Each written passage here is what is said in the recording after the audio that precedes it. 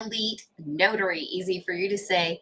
We didn't have a super busy day, but we caught up on a lot of stuff, right? We're looking here in June and we're making sure that we're getting all of our mid-year numbers in check. Tonight, we're going to talk about what is the difference between a deed and a deed of trust. This can be critical, and a lot of people just don't know it off the top of their heads.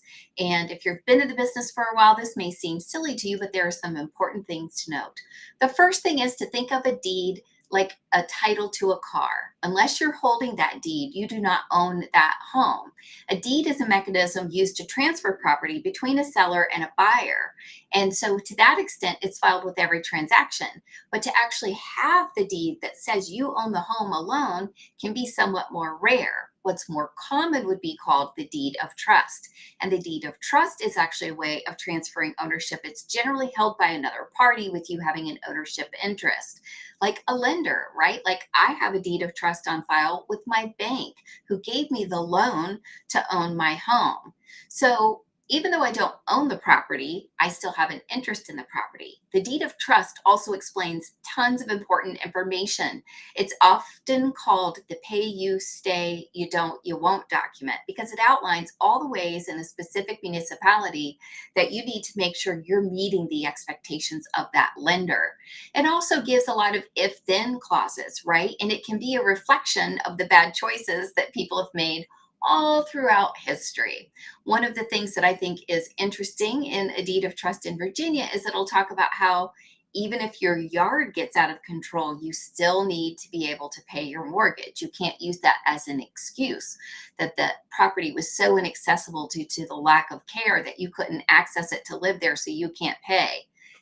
Does that seem ridiculous to you? Well, imagine every time someone comes up with a reason that is somehow validated not to pay their mortgage, a bank is going to work and lobby to get language added to the deed of trust so that when you sign that deed of trust, when you accept that money for your home and you move in, you're promising to take good care of the property, you're promising to pay on time, and you're promising not to ask for things when it doesn't make sense. Like one of the clauses would be something along the lines of, hey, I'd like to be considered for an interest rate reduction, but I am 6 months late on my mortgage. Probably not going to fly, right? You'll find all sorts of information in a deed of trust. But in fact, most people do sign those to buy their homes. So, what do I think are the most important things to get right on these documents? Well, first and foremost is going to be the spelling of your name. That sounds simple, but it's not always the case.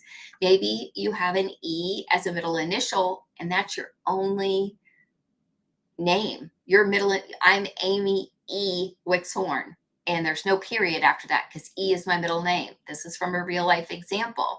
If there's a period after that E on the deed of trust or the deed, it needs to be fixed. Let's say that your name isn't shown as hyphenated, but it is. That needs to be fixed. One of the things we always look at is the history of the title.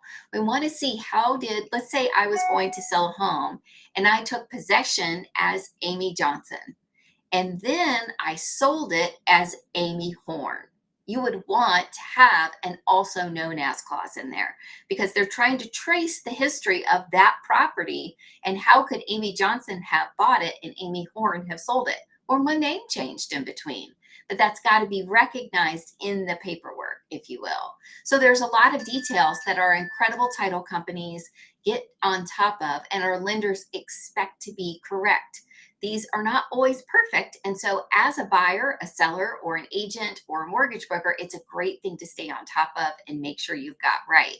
The next thing is the municipality where you're going to be buying it. Locally, we have two municipalities, a donut and a donut hole, and they're very interchangeable. And more than once, I've seen things recorded in the wrong municipality. That's no good. So your name and where you should have it recorded are great to know that you've got correct. Bottom line is there's a really big difference between deeds and deeds of trust. And a lot of the times people just use that language interchangeably. They shouldn't. Clarity is really important. So I invite you, if you're in the industry, to make sure that you're really clearly using those as different languages and knowing what you mean when you say them. That'll help you as you navigate communicating with your lenders, with your title companies, etc. And if this tip is helpful or you'd like to learn more tips like it, you can follow us and join us at American Elite Notary on Facebook and YouTube.